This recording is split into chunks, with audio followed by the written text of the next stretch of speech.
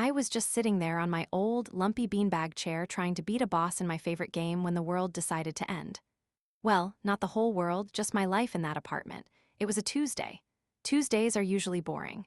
You go to work, you come home, you eat some cold pizza, and you sleep. But this Tuesday had a big, bright orange surprise taped to our front door. It looked like a piece of neon trash, but it was way worse. It was a notice from Mr. Miller, the guy who owns the building and hates it when people breathe too loud. I stared at the paper. My eyes felt like they were vibrating. It said we owed 3 months of rent. 3 months? That is a lot of money for a guy like me who works a job that pays me in basically pocket change and sad vibes. I felt this weird cold feeling in my stomach, like I had swallowed a whole tray of ice cubes. I had given my half of the rent to my roommate, Leo, every single month on the first day. I was always on time. I was the good one. I even used those little envelopes to make it look fancy. Leo was my best friend, or I thought he was. We met back in school and decided that living together would be a total blast. We could stay up late, eat junk, and not have parents breathing down our necks. He was always the cool guy.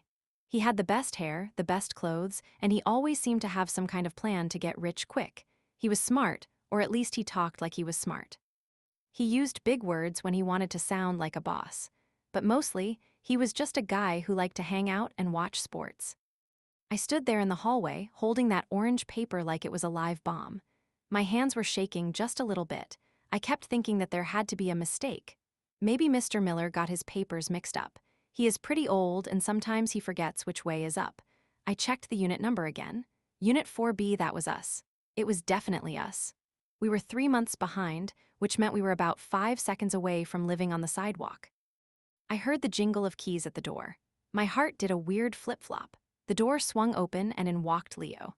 He looked totally normal. He had a bag of fast food in one hand and his phone in the other. He was humming some song and looked like he didn't have a single worry in his head.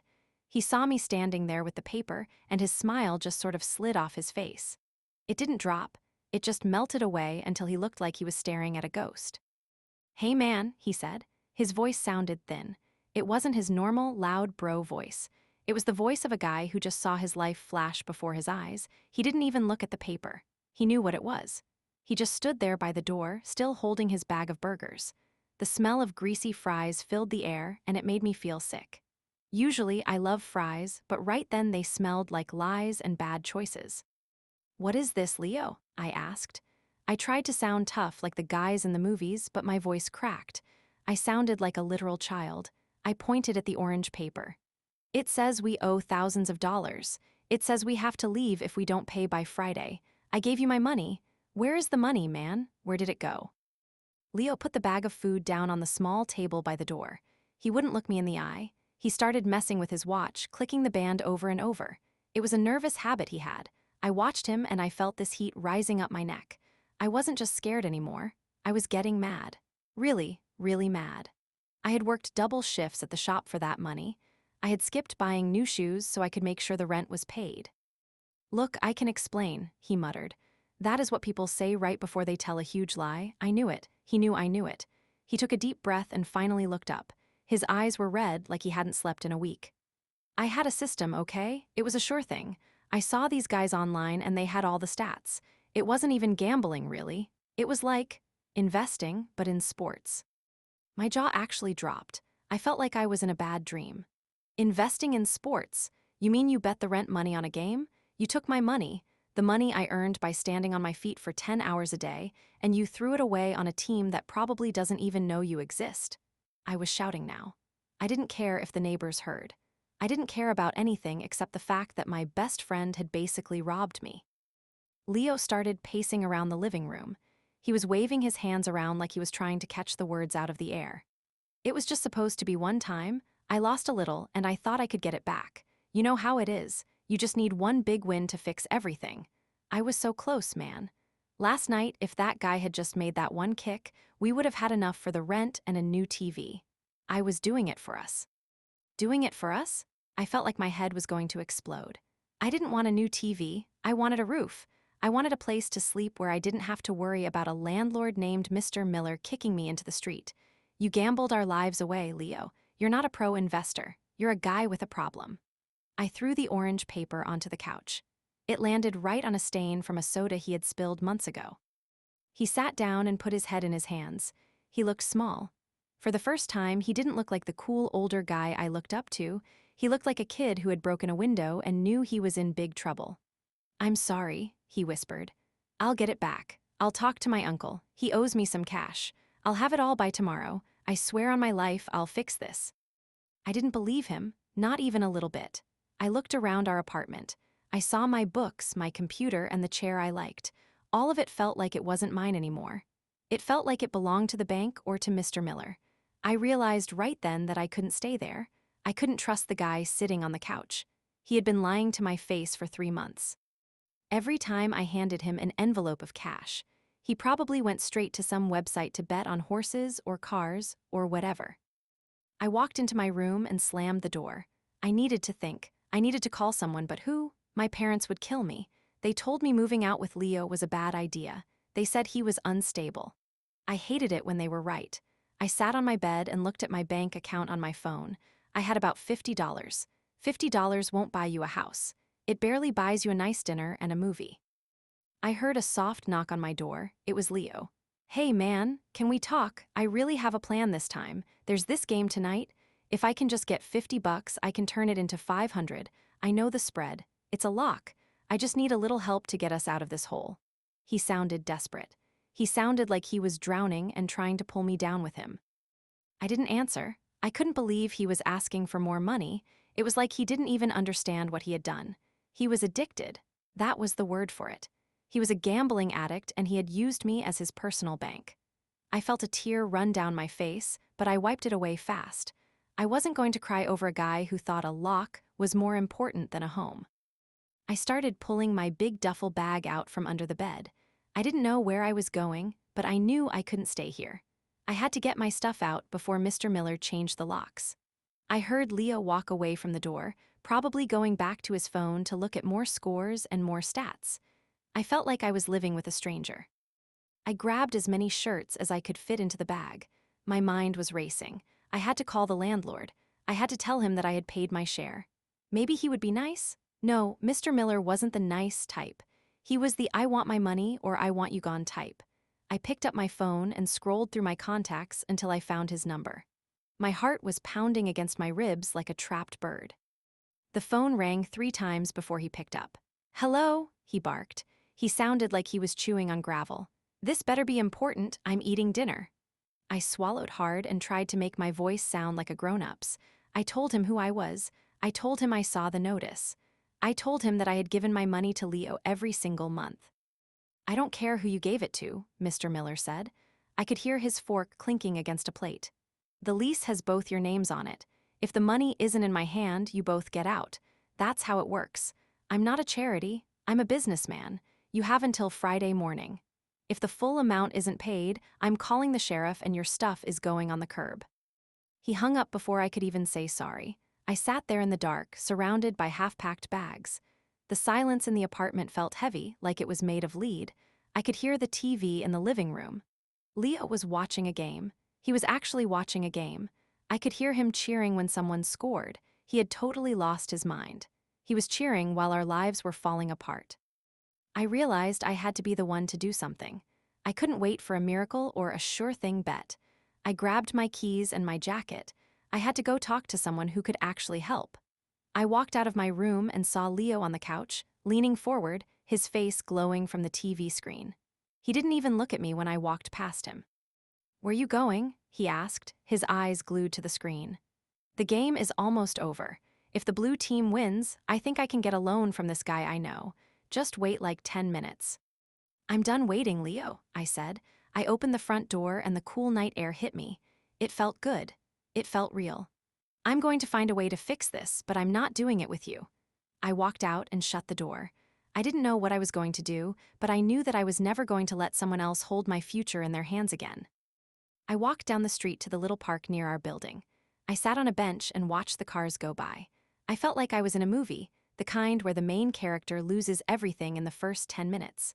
I took out my phone and called the one person I really didn't want to call. My older sister, Sarah. She was always the responsible one. She had a real job and a real car, and she never bet on anything more dangerous than a board game. "Hello," she said. She sounded tired. She probably just got home from work. "Hey, Sarah," I said. My voice was shaky again. "I'm in a lot of trouble. Leo. He did something really bad. We're getting evicted." There was a long silence on the other end. I could hear her sighing. It was that "I told you so" sigh that older sisters are experts at. "I'm coming to get you," she said. "Pack your stuff, all of it. Don't leave anything behind that you care about. I'll be there in 20 minutes. I felt a huge weight lift off my shoulders. I wasn't alone. I walked back to the apartment, my mind already working on a plan.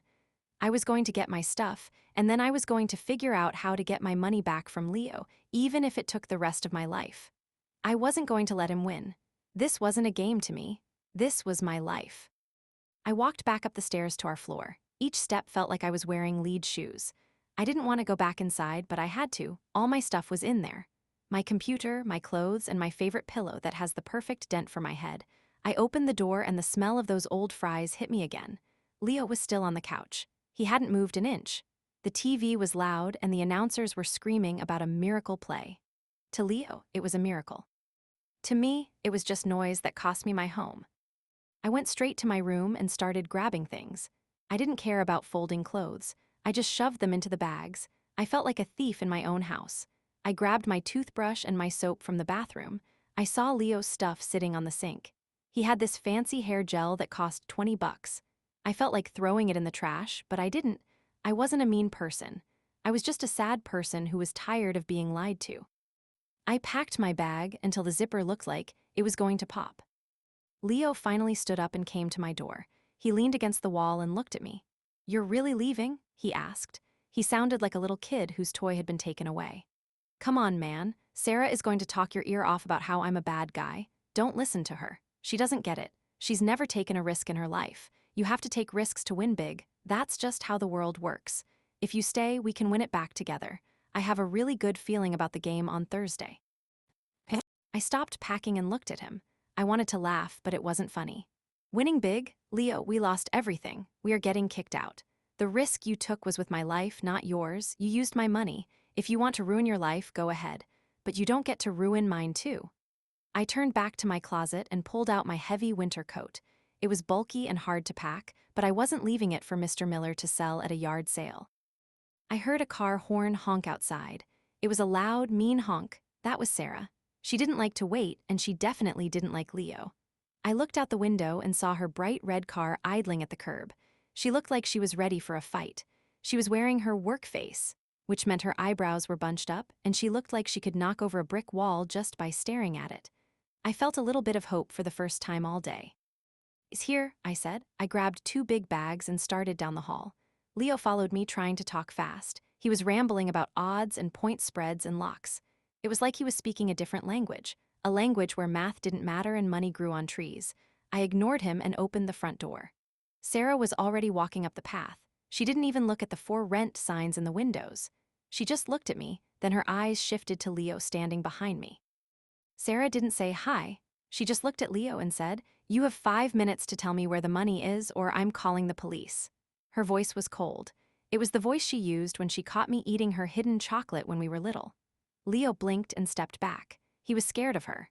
Everyone was a little bit scared of Sarah when she was mad. She was small, but she was like a tiny firecracker that could blow up a whole building. "I don't have it," Leo mumbles. He looked at his feet. "It's gone, but I can get it back. I just need—" Sarah cut him off. She didn't want to hear about his sure thing. She pushed past him and grabbed my other bags. She was surprisingly strong. She could carry 3 bags at once while still looking like a boss. She told me to get the rest of my stuff and to not leave a single sock behind. She said we were leaving and we were never coming back to this dump. I went back into my room for the last few things. I looked under the bed to make sure I didn't miss anything. I found a small pile of papers. I picked them up, thinking they were my old school notes. They weren't. They were betting slips. Dozens of them. Some were for small amounts, like $10. Some were for hundreds. I looked at the dates. He had been doing this for a long time. Even when we first moved in, he was already throwing money away. I felt a sharp pain in my chest. He had been lying since day one. I walked out to the living room with the slips in my hand. I showed them to Sarah. She snatched them from me and looked through them. Her face turned from mad to really, really mad. She looked at Leo, who was now sitting on the floor with his head in his hands.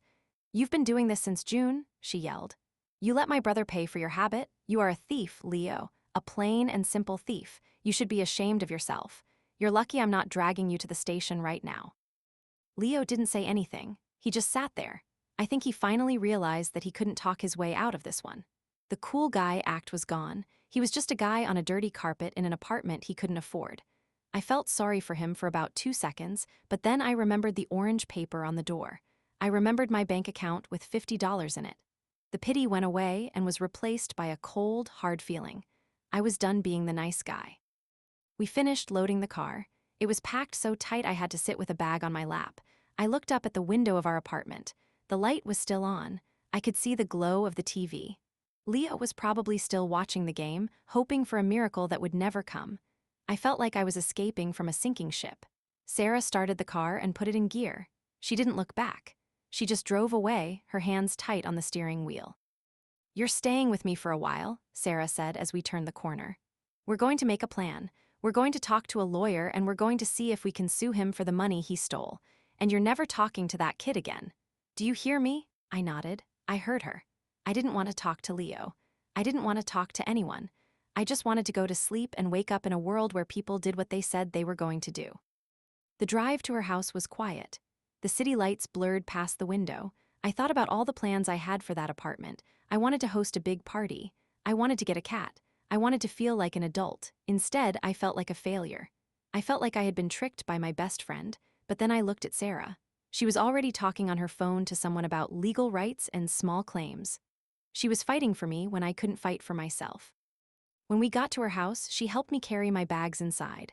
Her house smelled like vanilla and clean laundry. It was the opposite of our apartment. It felt safe. I put my bags in the spare room and sat on the bed. It was a real bed, not a lumpy one from a thrift store. I felt my phone buzz in my pocket. It was a text from Leo. I didn't even want to look at it, but I did anyway. I guess I'm just like that. The text said, "The blue team won. We have $500 now. Come back, man. We can pay Mr. Miller part of it and he might let us stay. Don't go." I stared at the screen. $500 wasn't even half of 1 month's rent. He still didn't get it. He thought $500 fixed everything. He thought a win on a TV screen could fix a broken trust. I didn't reply. I hit the block button and watched his name disappear from my phone. I laid back on the bed and closed my eyes. I could still hear the sound of the car engine in my head. I could still see the orange notice. But for the first time in 3 months, I didn't have to worry about where the rent money was going. I knew where I was, and I knew I was safe. I was broke, and I didn't have a home of my own, but I wasn't living a lie anymore. That felt like a win, even if it didn't come with a trophy or a big check. The next morning, I woke up and for a whole second, I forgot my life was a mess.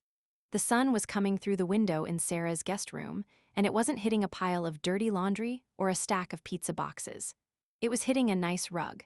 Then I remembered the orange paper and the $500 text, and the fact that I was basically a homeless person living on a sister-shaped lifeboat. I felt like a balloon that had all its air squeezed out. I just stayed under the covers, staring at the ceiling and wondering how a person goes from having a best friend to having a guy who stole my life in just 24 hours.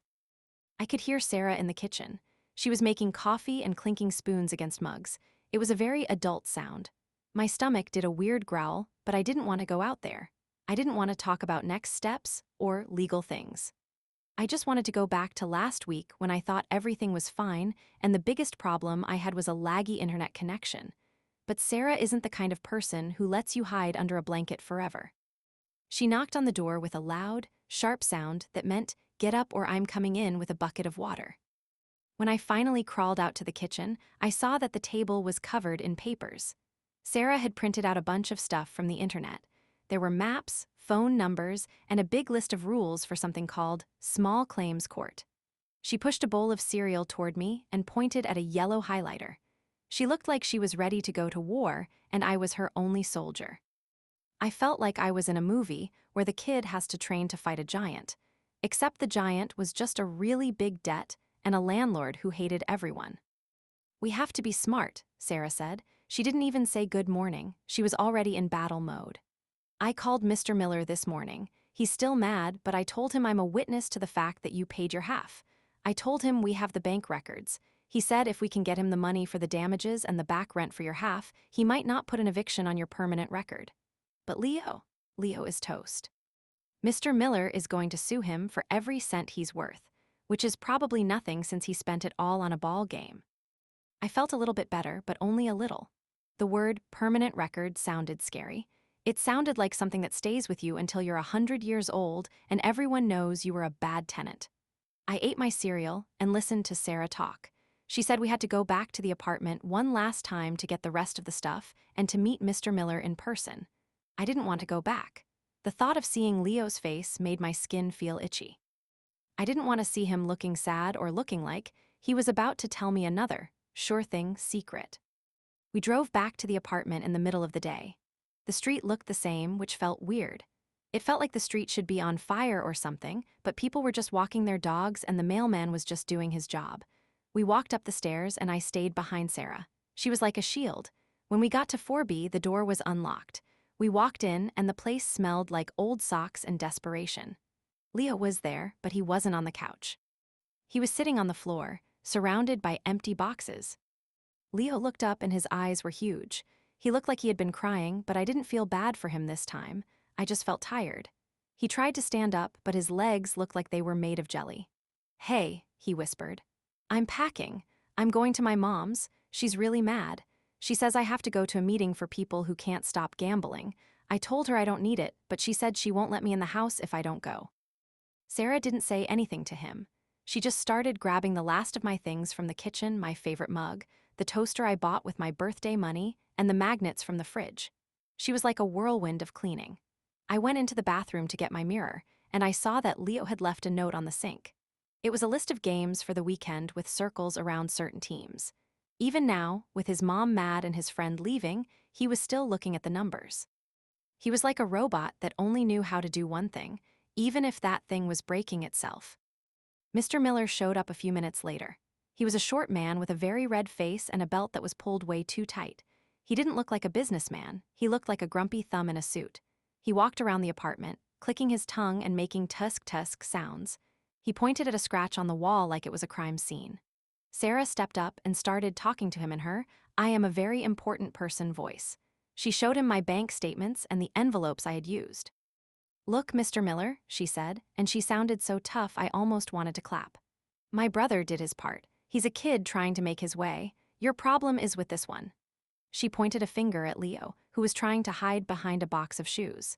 "You can take the deposit, and we will pay you the final month's utility bills, but you are not ruining this boy's credit because his roommate is a thief.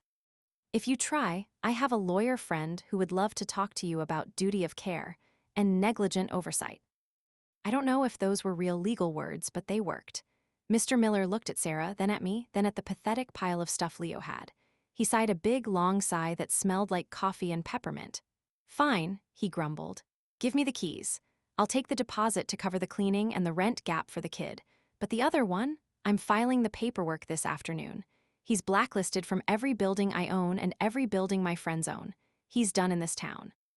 Leo looked like he had been slapped. Being blacklisted sounded like being a ghost. It meant he couldn't live anywhere. He just nodded and handed over his keys. His hands were shaking so much the keys jingled like little bells. I felt a weird mix of yay and yikes. I was free, but my friend was basically being erased. I realized that this was what happens when you play games with people's lives. The game eventually ends, and you're the only one left on the field with no shoes and a losing score. We carried the last of my boxes down to the car. Leo followed us out, standing on the sidewalk like a lost puppy. "Hey, man," he said to me as I was closing the trunk. "I really am sorry. I thought I could make us some real money. I wanted us to have the best apartment in the city. I got caught up in the rush. You know?" He reached out like he wanted to shake my hand, but I just looked at him. "I don't know, Leo," I said. It was the first time I felt like the older one. "I didn't want the best apartment. I just wanted the one we had. You didn't do it for us. You did it for the rush. Have a good life, I guess." I got into the car and closed the door. I didn't look back as Sarah drove away. I felt like a chapter of a book had just been ripped out and thrown into the trash. It was a messy chapter, and I was glad it was over. The next few weeks were boring, but boring was exactly what I needed. I stayed at Sarah's and worked extra hours at the shop. Every dollar I made went into a new bank account that only I could touch. I learned how to read a lease properly, and I learned that if someone says a bet is a lock, it usually means you're about to lose your keys. Sarah helped me file the papers for small claims court to get my rent money back from Leo. It felt like a lot of work for money that was probably already gone, but she said it was about the principle. A month later, I had to go to the courthouse. It was a big, gray building that smelled like floor wax and sadness. I saw Leo in the hallway. He was with his mom, Mrs. Peterson. She looked like she hadn't slept in a year. She was holding a tissue and looking at the floor. Leo was wearing a suit that was way too big for him. He looked like a kid playing dress-up. He didn't look at me. He just stared at the wall like there was a very interesting fly on it. When we went inside, the Judge Higgins was a woman with very sharp glasses and a voice like a paper cutter. She looked at the betting slips I had found. She looked at the text messages. She looked at Leo and asked him if he had anything to say. He just shook his head. He didn't even try to lie this time. Maybe the sure things had finally run out. The judge ruled in my favor in about 5 minutes. She said Leo owed me every cent I had given him, plus the court fees. I didn't feel like a winner, though. I knew Leo didn't have the money. He was living in his mom's basement and working at a car wash. I was holding a piece of paper that said I was right, but my pockets were still empty. Mrs. Peterson came up to me after the hearing. She was crying a little bit. "I'm so sorry," she said, clutching her purse. "He's a good boy, he got lost. I'll try to pay you back a little bit every month from my Social Security. It's not fair that you lost your home." I looked at her, then at Leo standing by the water fountain. I realized that if I took her money, I was just being another person taking from someone who didn't have anything. "No, Mrs. Peterson," I said. "Keep it. Just make sure he gets help. I don't want the money if it comes from you." She hugged me, and she smelled like roses and old books. It was the first nice thing that had happened in a long time. I walked out of the courthouse and felt like I was finally, truly done with the whole mess. Now I have a new place. It's small and it's not in the cool part of town, but the roommate is a guy named Dan who is the most boring person I have ever met. He likes to collect stamps and he goes to bed at 9 o'clock. Every month on the first day, he shows me the receipt that the rent has been paid. We don't have sure things or locks or sports bets. We just have a quiet apartment and a landlord who doesn't even know my name. And honestly, that is the biggest win I could ever ask for. Thanks for following this journey. Please like and subscribe so you don't miss the next story.